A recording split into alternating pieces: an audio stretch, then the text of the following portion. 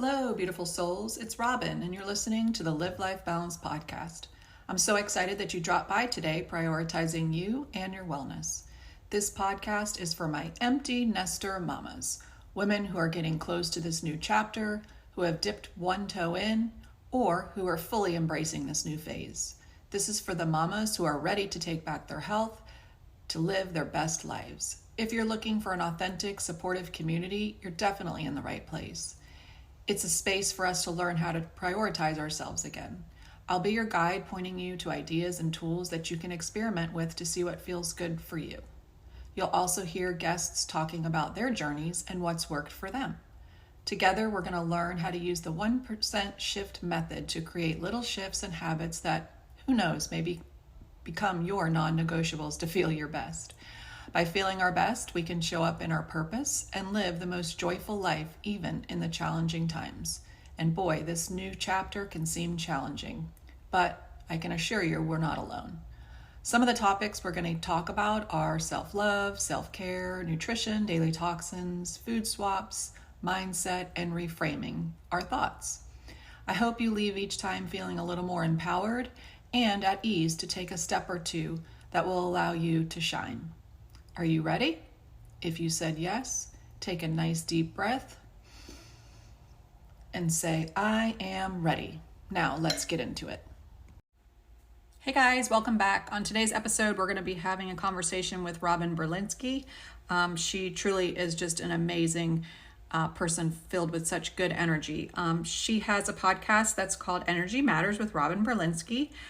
She's in the education world. She is also in the nonprofit world as well. She's the CEO of Engaging Creative Minds, which is an art-based educational nonprofit serving schools in South Carolina. But I just love our conversation. We talk about 3 pillars that she has within her company, and all of these pillars can be applied. Something out of each of these pillars could be applied to your everyday life. So I know you guys are going to get such goodness out of this episode. One of the things that she says that really resonated with me is nothing is an overnight success. And I think that's to do with health, it's to do with wellness, it's to do with business, it's to do with anything in our daily lives. We have to give ourselves grace and just expect 1% little shifts that will add up to bigger things. So without further ado, let's get into it. Have a good day, y'all. Welcome, Robin. Thanks so much for joining us today. I wanted to just start our conversation with you telling us a little bit about yourself, because I always think it's important that myself and the audience know who you are and how we came to align together. Absolutely. So yes, I'm another Robin. Yay! A fun fact, I recently turned 60 a few weeks ago. So I am in this phase of life where I am so excited. I'm embracing the kind of Japanese philosophy of living life in sections of thirds. So I am moving into my third act, and I'm really excited about seeing what is ahead. And I'm very excited about all the adventures. So I did join Kathy Heller's Abundant Ever After class and program, and I learned a lot about the energy, and I met some amazing people, including you. Aww. And I'm really excited to continue on with some connections in my, as I call it, my third act. First of all, I cannot believe you're 60, because not that there's a certain look for 60, but I would have thought 40. So your third act is a young act. Energy matters. You know, I think that's something that you and I both really were introduced to when we took that course. But I think we've always known how important it truly is for all aspects of life. And so during your time, you had created Energy Matters with Robin Berlinsky. And one of the things I'm curious about is, how do you apply energy into some of your daily things that you do that resonates with other people?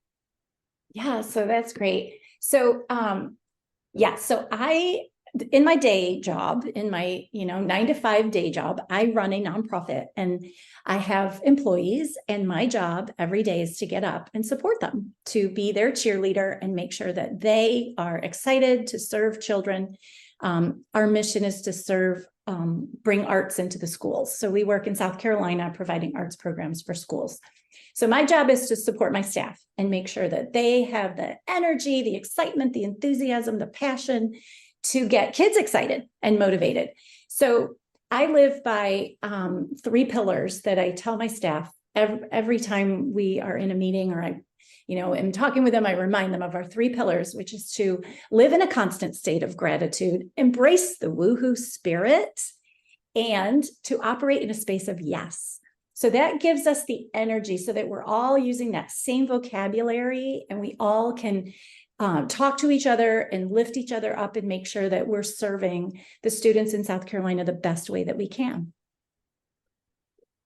So many things you just said, it just resonated with me, but words. I think words are so important in life in general. I think the words in which we choose to use creates an energy within us, whether it's positive, whether it's negative, whether it's high, whether it's low.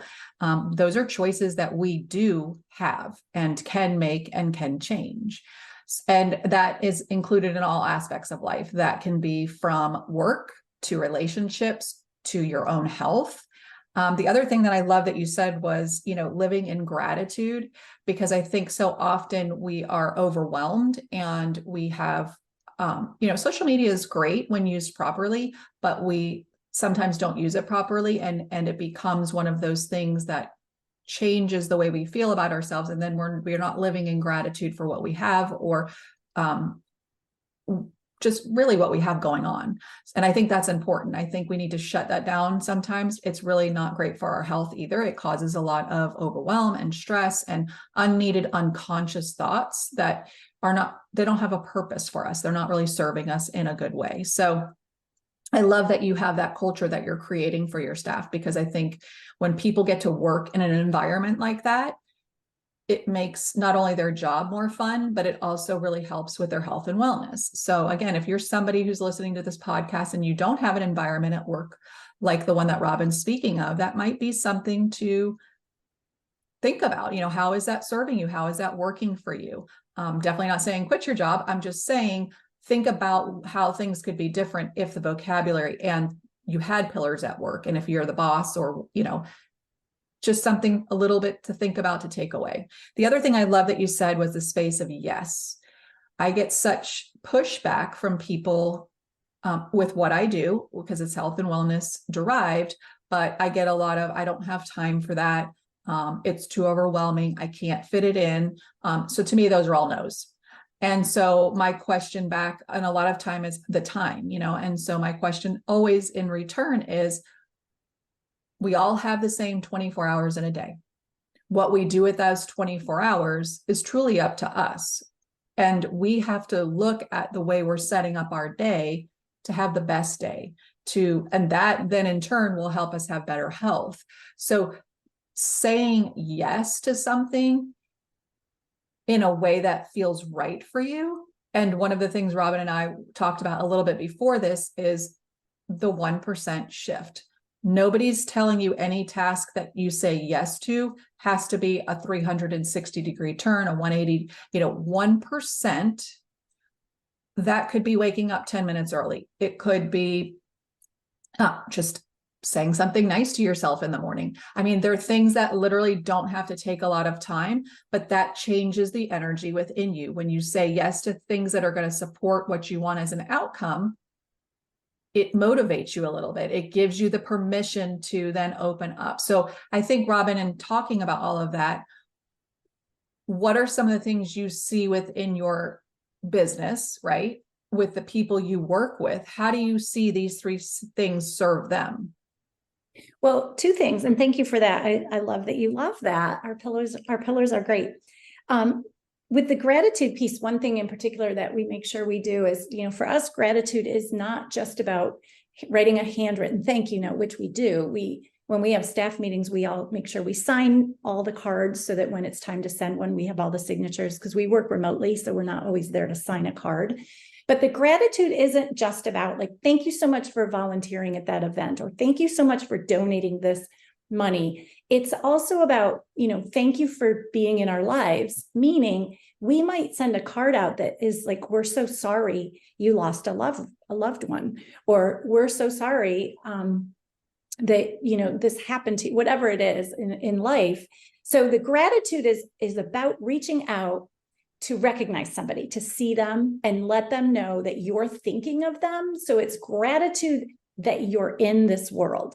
So that's one way we look at it. And then with the space of yes, something that we do at work and how it impacts our work is the operating in the space of yes gives us that permission to explore something deeper. So by saying yes to something, we're not necessarily saying, yes, we're doing that exact thing you just said, but we're saying, that's interesting. Let's explore that further. And I always use the example that, we're going to have a Boeing airplane fly over the recess yard at school and drop all the art materials out for the kids to run around and grab, right? So that's crazy. That's a crazy idea. So if you weren't working with us and living under our pillar of operating in a space of yes, you would tell me all the reasons that's unsafe, that Boeing is certainly not going to waste gas and or waste fuel and fly over a school and drop materials, and on and on and on of all the reasons that's unsafe. And that would be true. But for us, operating in a space of yes says, oh my gosh, that's a crazy idea. Let's explore it. What else what could be fun? And you may end up that the fire department comes and hooks the hose up and they spray the kids while they're out at recess, or, something crazy enough that the kids are going to love it, but will always land somewhere that's going to have the impact. And it's not just a straight no. So for us at work, operating in a space of yes is giving permission to explore something deeper and land somewhere just as fun, but maybe not at that exact thing. I love that. That's awesome. It's giving permission. I love that to not feel like you have to do exactly what might be being asked of them, but to get curious and to go into it a little bit with a different perspective. And when you said that, what the whole like looking around, what resonated with me is evidence of reasons. Whatever we think, we can always find evidence of. So for example, if somebody says, oh no, I'm trying to think of something, but somebody says, don't run across the road because it's dangerous. You could list all the reasons why it's dangerous, but you could also list all the reasons why it doesn't have to be dangerous if it's done in a safe way. And so I think it's reframing, right? Reframing the thought process of when you're asked a question, because we go to the immediate of what we've encountered in our life rather than seeing what could be possible. And so I love that you challenge your employees to do those things. And again, if you're someone listening and you are somebody who always goes to the no very quickly, it would be a really cool investigation if you got curious. And when that popped up next time, to kind of back up for a second and say, well, what if I got curious about this and maybe tried something in the realm of it, but maybe not all the way, and then just see how it feels. I think a lot of it is giving permission to have the energy to go into things with a different mindset. Exactly. Yeah. That's awesome. So I know you worked in the schools and with kids and all of that. And one of the things for some of my listeners that I think is a parent struggle is the homework thing, right? So I don't care what age your kids are, whether they're in kindergarten or whether a senior in high school, obviously it looks different. And it looks different, especially when they're a little older, because they're handling things mostly on their own. But I do feel like no matter what age, there is a parental challenge sometimes with that particular thing. So I would love to hear your take on how to spin homework in a different way that doesn't feel like you're attacking your child all the time. Like, are you doing it? Are you keeping up? Why does it say 0 in the grade book? Like all the things. So I love this question because I do work with parents, and I do have a great solution. Now, you have to take this with the mentality of like when you change something in your life, like your eating habits or your exercise routine, and you're not going to see results tomorrow, right? Like you're not going to eat spinach today and tomorrow those jeans fit. Like it's going to take a little bit of time. Consistency is what is key. So this is my advice on homework that is going to be like over time, you will see incredible results. So the younger your child is right now, the more opportunity you have to actually make an impact on homework, like in second grade or fifth grade. So if you have a 2, 3, 4-year-old, listen in, because this is going to be life-changing. Okay. So every state, has the standards. They have whether it's Common Core or you have your own state standards, it's what every student needs to know by the end of that grade. And what's super cool about it is it's pretty easy. Once you get in and understand it, there are basic concepts that every state has, every grade level has, and it's things like counting from 1 to 10, counting by fives to 100, or life science, the life cycle of a plant, or geography, understanding the, social studies, the history of your own state. Like there are things that are very specific, but also very general. And I'll give you this example. So in South Carolina, second graders study magnets in science. Magnets is in our standards. And by the end of second grade, the students should understand basic vocabulary like attract and repel. Okay, so here's where the thinking long-term comes in. So if you have a 2-year-old or a 3-year-old or a 4-year-old, the more you can play with magnets now and use them in ways where you're using the vocabulary like attract and repel and talking about the poles of a magnet and having fun with magnets. Remember, it's all about play. There's no flashcards. You're not drilling and killing this concept. You're playing with magnets. Like, oh, this sticks to the refrigerator. Oh, why doesn't it stick to the chair? Let's talk about it. Well, by the time, if you're doing this over time, consistently having fun with magnets, but using it in an intentional way with vocabulary that's bigger than your 2-year-old or 3-year-old's language at the time, that's okay. Just use it. By the time they get to second grade and magnets are introduced, it's going to be like teaching your child how to put their head on their pillow. They're going to be like, well, of course I put my head on my pillow. That's how I sleep every night. This magnet test will be the easiest thing they've ever done. And when they get home and they tell you there's homework and magnets, they're going to say, let me show you this. It's so easy. And it will be a blip. So the more we do early on, having conversations, it's like backward design. But again, as long as it's not kill and drill, it's not flashcards, you're not making your 3-year-old sit down and study long division. That's not what this is. It's simply, as a parent, knowing what's coming up in future grades and starting to talk about it now when they're young is the easiest way to make homework a breeze, to make homework a blip. Actually, your kids will be so excited because they feel so smart that no one else in class knew this. I knew everything there was to know about force and motion because we've been talking about this for 5 years. It's part of our daily routine. So that's my advice about homework. It's sort of like, it's like wanting to lose 50 pounds before the dance on Saturday and it's Tuesday. It's never too late to do it, but if you're in 4th grade and you're trying to make up time for magnets, it's probably you should focus on 7th grade, maybe start looking at. You missed that though. You might want to just homework will be easy in 7th grade, but that's my answer to that. And it really does work. I did not help my kids. I helped them with nothing, no homework, never. They just did it because it was so natural. It was like, let me get this over with. This is so easy. So, and I, being a teacher in my former life, I totally get that because standards are very common for us, for the average parent. They have no clue what that is. And so doing a little deep dive into maybe what some of those standards are might be helpful. I feel like the disservice for our children isn't so much in, even if we didn't do magnets with them little, we can always do magnets with them at the time when the lesson is to help them understand better from a fun perspective rather than the flashcards and the drill and kill. But I feel like our kids are not set up to be very self-sufficient when it comes to sitting down and just hammering out their homework and doing the things, because I feel like some of the energy in the classroom doesn't make them want to come home to do those things. So I think that's a classroom situation that probably needs, a little addressing. Not because of the classroom teacher, but because of all the stuff that comes down from the top down, basically. Some of the things you said, though, apply not just to like your magnet theory, but it applies really to everything in life.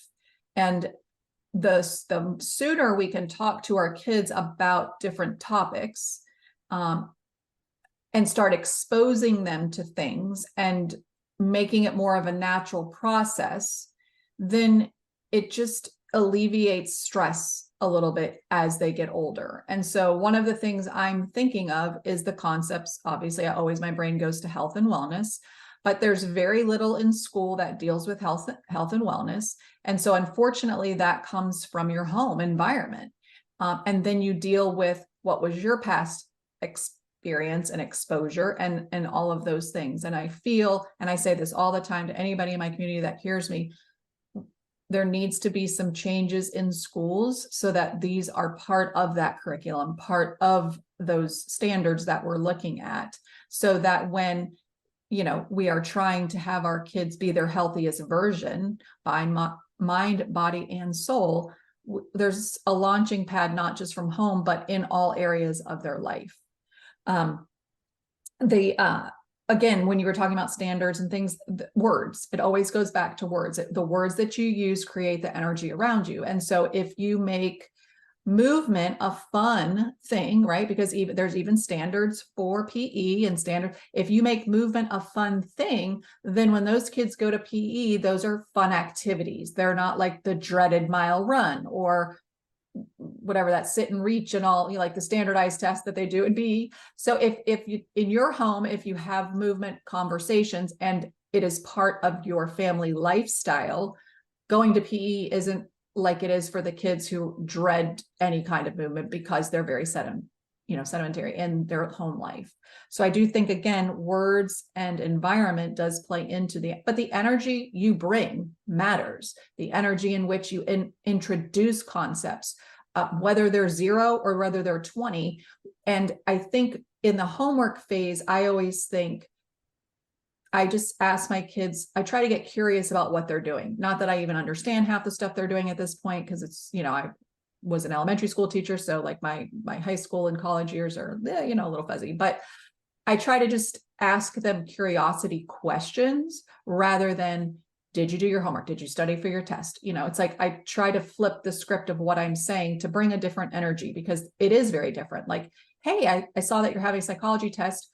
Ooh, I love psychology. Like what topics are you talking about? I'm so interested to know how the mind works, rather than, did you study for your psychology test? I saw all the stuff that your teacher's sending home. Did you get your, study guide done? Like, it's just, instead of question, it's like, just tell me more. And I think with our adulter children or older teens, that's so important, because they're shutting you down at that point, or they want to shut you down. And so it's like, just having engaging conversations, I think, is so important. Yeah. And that's making me think of Labor Day. So we just had Labor Day, and I posted something on Instagram because it's about like words. I love what you're saying about words and conversations and stories. So how stories are emotional. Emotion, helps us remember things. And when I was in school, we memorized timelines, and I remember thinking, I quote, hate social studies. Well, I love ancestry. I love researching, like, where is my family from? Like, why did I think that I hated social studies? Well, I hated it because we memorized dates and it meant nothing to me. So Labor Day, I posted something that was fun because it would be a story. It's words that you could use. Like, did you know the first Labor Day was signed in as a national holiday in 1894 by Grover Cleveland? Well, big deal. Your kids will say, who cares? And you say, but listen, Grover Cleveland, this is so cool. He's the only president who has served 2 non-consecutive terms. He was our 22nd and our 24th president. Like, you just kind of talk about it, make it interesting. And then, for us in South Carolina, social studies, between the years of Grover Cleveland's presidency, are in our 5th grade standards. So again, those conversations that you're having, like, in a fun way, you can kind of laugh about, whatever Grover Cleveland's mustache looked like. Like, nobody has a mustache like that anymore. Like, just fashion or anything that we can think of to make it fun and make it emotional and connect it. Then, like you said, when they're having that psychology test when they're 16, maybe there's something you talked about back when they were 7. And it's like, remember, not that Grover Cleveland was a psychologist, but like maybe there was something. Sure. A connection. Some connection that you can revisit when they're teenagers and be like, oh yeah, I forgot about that. And you kind of talk about it. So I love that you said words, because it is so important. And the words turn into the stories, and the stories connect to the emotion, and the emotion keeps them remembering the content so they can do really well on that test. I was just actually having a conversation with my daughter, who's a senior this year, a couple of days ago. And one of the comments she made was, well, that class, yeah, I got an A, but I would study. I took the test and I forgot the information. Like that was her thing. And so I said, okay, well, this isn't happening in this class that she's currently in this year. I said, what do you think the difference is? And she said, well, my teacher's making it more engaging, and I like the material, right? And I find it more interesting, and it's something I can actually apply to myself, and thinking about other people around that are surrounding me and how it applies to them. I'm learning to visually learn that, like to feel that, and it was such an interesting conversation, because it's so true for all of us. Whatever we're interested in, we're going to remember and learn, and it's going to stick with us a little more, because we're attaching that emotion to it. We're attaching that feeling to that particular thing, and it lights us up, and that's then creates good energy. I'd love to experiment with something that isn't that, right? But then create it to be a little bit more lighthearted and connective, and have some more connectiveness, and see how that would differ. So I'm going to experiment around with that just within our own family. The other thing that I loved that you said, because I preach this all the time, is that change is not overnight. You are not going to a party on Saturday and on Tuesday having the thought, I really don't like the way I look. I want to do X, Y, and Z. From Tuesday to Friday is it's not enough time really for a lot to happen. Now you can get a haircut, you can do certain things, but you're not going to drop 4 waist size. You're not going to do the things that you think are your goal, right? But really what you're looking for is to feel better before Friday or Saturday, whenever that party is, so that when you go, you're happier with yourself. And so the overnight success isn't ever a thing for anything in life, no matter if it's health and wellness, business, education, it's all the same thing. So that is a commonality thread between all of them. And I always talk about like the little shifts, because the overwhelm gets people.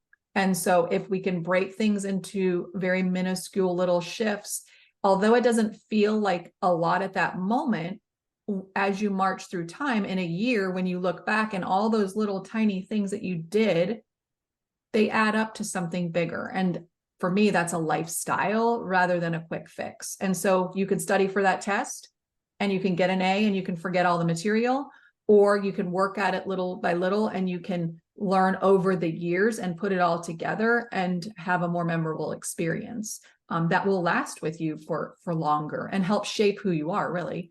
And once again, bring your energy up. It brings lightheartedness, and whatever lights you up, that's where I think people get stuck, because we've been so conditioned to do for all others that we then forget about ourselves. And it's like, you need to take some time to figure out what you're passionate about, figure out what purpose you have and who you can serve with that purpose in order to continually fill up your bucket, which makes you a better human, makes your energy better, and then you're a healthier person. And also, I love that you have created nonprofit stuff. I love that you've created companies. I also know that you love to travel. You have such a diverse amount of things that you do, but your one commonality is the energy in which you bring to everything. You're so positive. You've got good philosophies and pillars that you instill in others. So you're serving those people as well. And so, we can all learn something from you. Are there challenges? Of course there are, because we all have challenges. I call those the dark and the light. It's like, you are going to go through a challenge. It's going to be a dark time, but you're going to come out on the other side where there's lightness and gives you better energy. So before we wrap up, I always ask all my guests, for a couple of non-negotiables. And what I mean by that are non-negotiables are things that you, Robin, do or live or have or need on a daily basis that helps you to be the best version of yourself, which creates the health and wellness that you desire in your life. I love that question. So I'm a morning person. I always have been. I fizzle out around, 3, 4 o'clock, but boy, am I wide awake at 5 a.m. I never set my alarm. 7 days a week, I pop out of bed anywhere between 4 and 6. It's just, I've always been this way. And my non-negotiable is that I keep that my time. So even though I'm up early, I don't open my email. I don't start scrolling social media. I take that time because it's dark and it's just so beautiful. It's so quiet and there are birds and I play music and I meditate and I think and I just spend that time in stillness. And that is a non-negotiable. I will not turn it into anything else. I'm not going to jump on a treadmill. I'm not going to turn it into anything but that me time. And it really sets up the day. And then I have a second non-negotiable, which is around turning 60. Okay. And I remember Dick Van Dyke. I just remember this years ago was asked something about him. Like he was spry and running around. I don't even know how old he was. And I'm like, whoa. And someone asked him, like, how are you like so active? And he said, before I get out of bed, I stretch and I move all the time. Like I stretch like crazy. And so turning 60 has inspired me in my third act. I need to be spry. I need to be jumping on stage. I need to be energized and excited and talking to people and running around. So I stretch every morning. I make sure that in my practice of silence and being in the stillness, I make sure that I'm stretching and moving and really getting my body so that it's not comfortable being still. And so I guess that stillness of the morning creates the space where I can energize my brain, my spirit, and my body and really make that my non-negotiable for my third act. I love that. First of all, I'm like just absolutely loving the whole, third act philosophy and idea and, something that you live by. And, one of the things about being in your third act is the wisdom that you have, right? You bring so much to the table because you've had life experience, because you've had the ups and downs, you've had the dips and the successes, you've had good energy and not so good energy, what's up.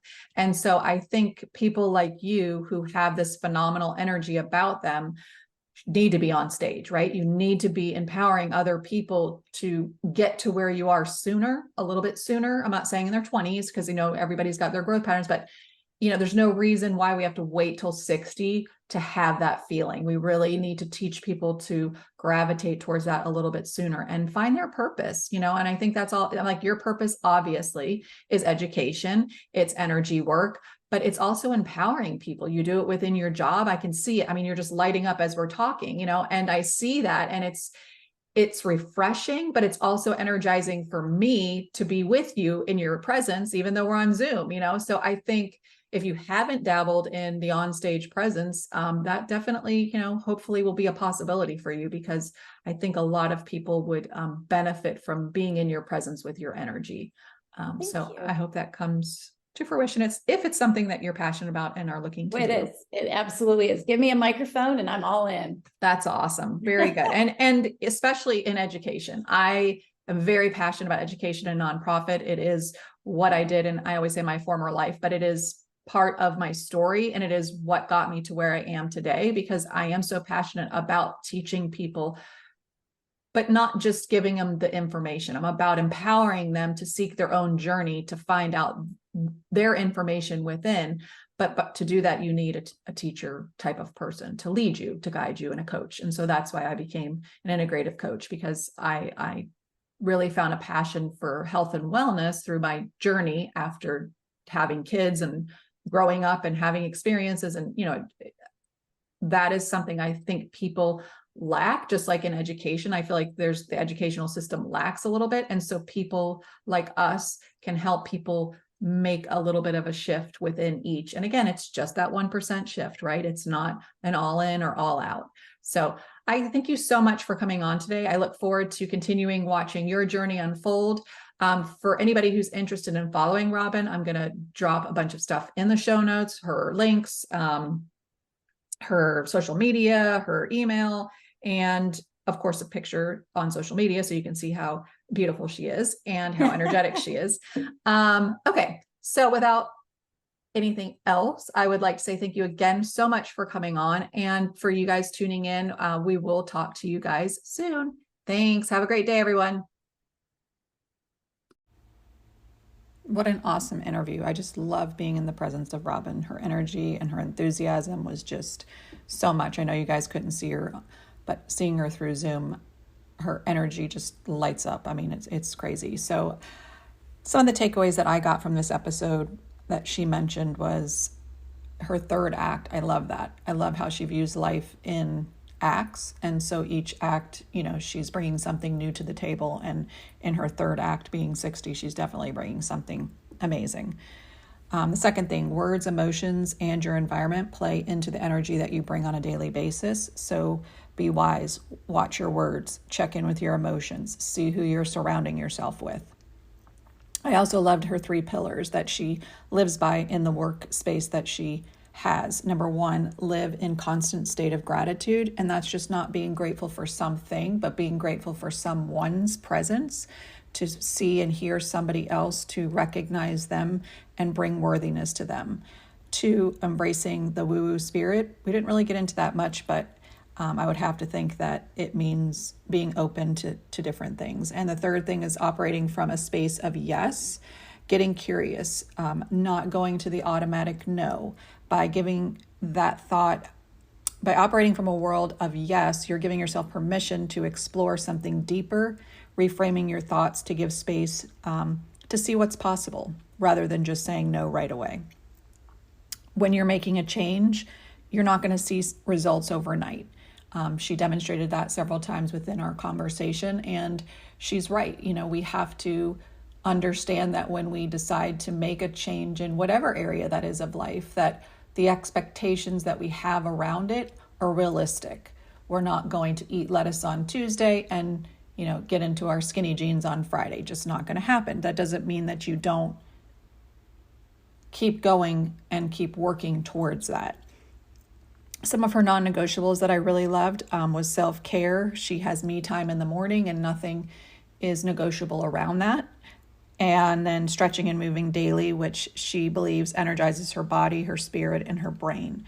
Lastly, I just wanted to touch on the homework piece. I think that what we talked about through the episode is, getting curious with your kids, not just giving them direction after direction after direction, but getting curious and showing them and teaching them topics and things that they will live during their lifetime or see or learn during their lifetime earlier on, not just waiting for the classroom teacher to do the work, but at home, getting curious, finding out what they're up to, if you can explain it in a different way or give them a real life example. So I really hope that you guys got something out of this episode. And again, if you want to connect, you can drop down in the show notes. You'll see some of the connections to Robin. You can also put a question or leave a comment below the episode. You can also reach out to us through Facebook and Instagram and join the Facebook group if you would like to have more conversation about this topic. Until next time, I hope you all have a good day.